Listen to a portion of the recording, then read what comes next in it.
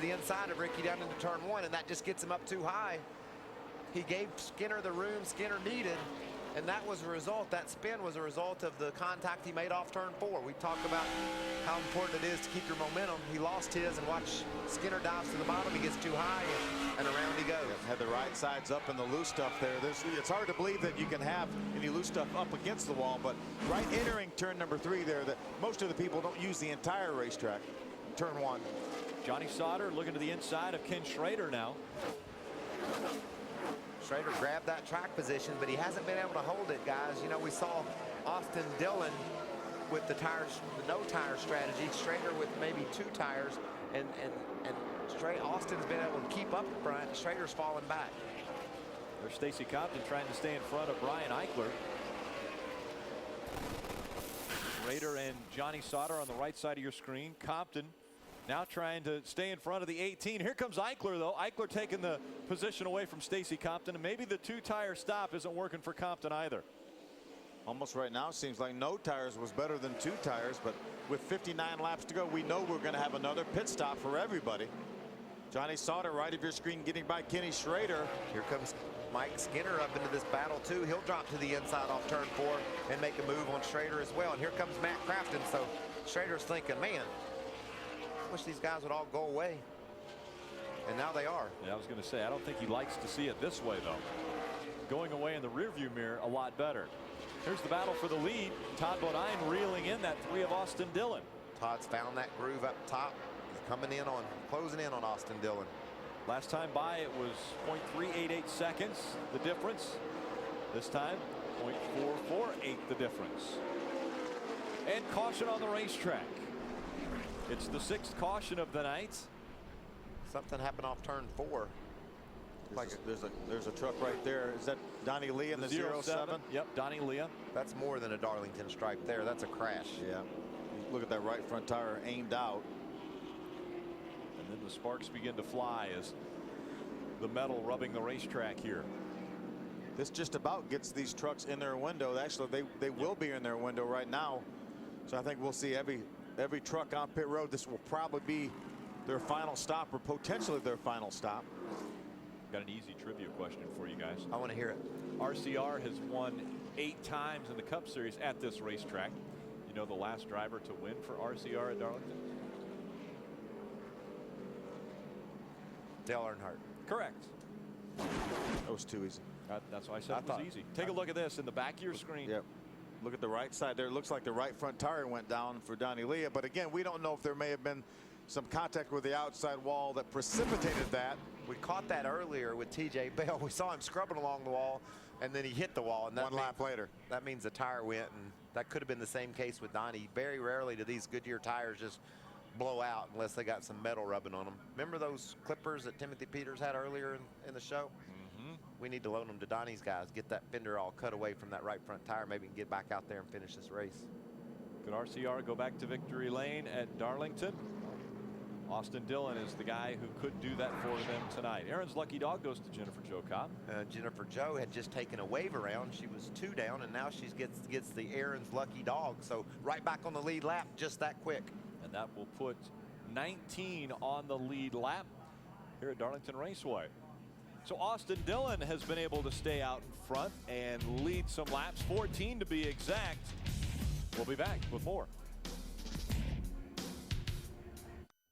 Michael Waltrip with you from the track Too Tough to Tame. Adam Alexander, Ray Dunlap giving us all the stories from pit road. Just 54 laps of racing remain. And out in front, it's Austin Dillon. We've had 4 different drivers and 3 different lead changes. Our average speed of this race, 110.17 miles per hour. We've been slowed down 6 times for cautions, 23 laps, and 11 trucks out of the race. You know, we had several trucks come down pit road. James Busher, Kenny Schrader, Eric Almirola. And I'm really surprised more trucks didn't take this opportunity, because Ray told us during the break that Todd Bodine said they were not quite in their window in the event we had some multiple green-white checkers. But with only 54 laps to go right now, it'll be 53 when they take the green. I swear I believe most of these guys could have made it the rest of the way. Green Look at Matt Crafton out. Driving down to the bottom off the racetrack. Austin Dillon has a great start. You know, I thought the guy that won this race would have a Darlington stripe down the side of his truck, and Austin's leading, and he's got one. Tom Bodine just behind him. Justin Lofton, those three trucks trying to separate themselves. We see Hornaday on the inside. Looked like Hornaday got real loose getting down in that corner. Timothy Peters just drove away from him when they got there. Did you see David Starr blowing up dust and gravel as he come through turn 3 and 4? That's how close he was to the wall. Mike Skinner by the 60 of Stacy Compton. There's Compton just in front of Johnny Sauter. You know, I like the strategy you talked about, Phil. Some of these guys that made that pit stop, because Austin Dillon's out there on those same tires leading the race. The caution flies. These guys all come to pit road. And problems. Mario Gosling gets into the wall. He collects the 4 of Ricky Carmichael. Now back down the racetrack. Let's make sure that he doesn't get into the path of any of the other drivers. He stays clear, but hard hit to the inside wall for Ricky Carmichael as well. Just a wrong place at the wrong time for Ricky Carmichael. It seems like that's been a good majority of the season. See, Mario, that's 2 weeks in a row with pretty significant damage to the tire monkey. Yeah, that's hard crash there. We talked at Nashville that he didn't really have the trucks to be reckoned like he did at Nashville, and this is another one that's gonna require a lot of work to get it fixed. See Ricky kind of dejected there, trying to work his way out of that truck. That was a real big hit for Ricky Carmichael. He got clipped right in the right rear quarter panel, and it just turned him. See, Mario just got loose getting down in the corner. Tries to keep it up against the wall, but he clips the right rear quarter of Ricky Carmichael's truck and turns Ricky just about head on into that wall. And Ricky makes more contact with the inside wall. Yeah, by this time he has no brakes. He probably broke a brake rotor when he hit the outside wall. There's Mario, gets into the outside wall, and then watch him just clip the corner of that truck and puts him at least at a 45-degree angle anyway.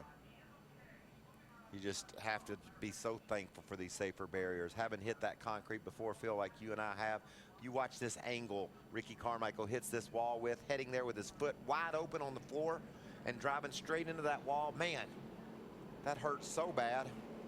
Well, let's ride along with him and see what it sounds like.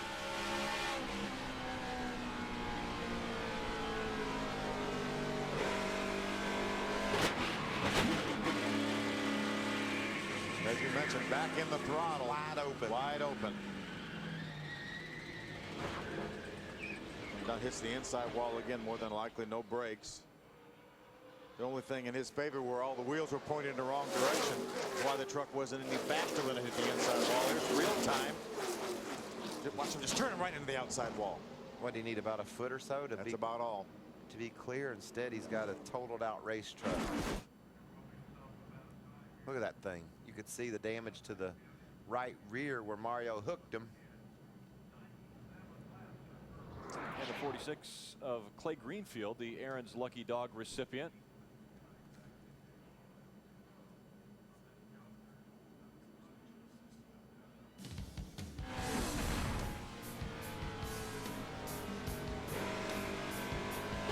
So a hard hit from Mario Gosling to Ricky Carmichael. Stay with us. More racing from Darlington after this.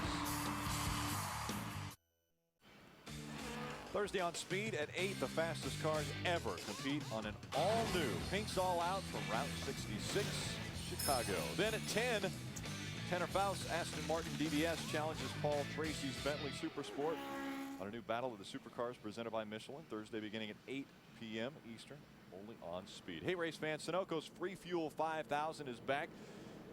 Just get your Sunoco decal, put it on your car, get spotted, and win. We've got spotters visiting every participating Sunoco, and if we see you with it while you're there filling up, you'll win one of thousands of instant prizes and a shot at the grand prize, 5,000 gallons of Sunoco fuel. These For more guys. information, go to Sunoco. Go Sunoco.com. I know you're excited. I'm Jump sorry, right Rick, in. they got a pit, right? Well, Austin Dillon is. Tom Bodine stays on the racetrack. Austin Dillon, again, came in the last It's a good time move, Austin. I'm telling you, most these of the guys field stay down. came This is down. a good move. Keep coming. I agree with He the got spotter. fuel. Did you hear that? Andy Houston said that's a good move, and I totally agree. Track position is so critical here, and they're going to have it, Ray.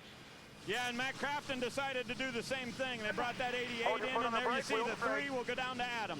And Danny Stockman, the crew chief for Austin Dillon, I think may have an ulcer after waiting out and making this decision. He asked Austin, are you tight? Austin replied, not out front. They came down pit road, as you see, 4 tires, a slight air pressure adjustment.